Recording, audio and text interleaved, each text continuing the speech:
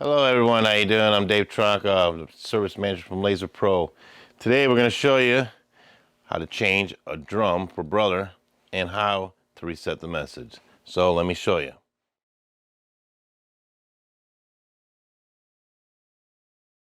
Alright, for the brother DR630 replacing drum, first all you need to do is open the tray up.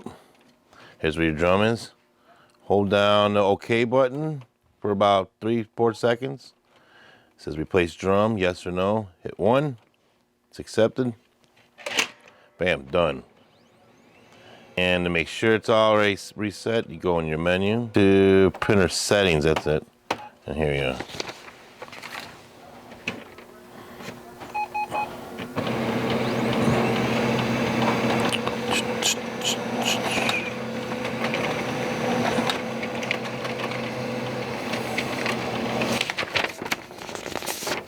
And here we go, 100%. That's on most models that take the DR630.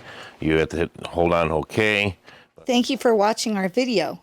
If you need additional assistance, check out our website or call 1-800-239-7274.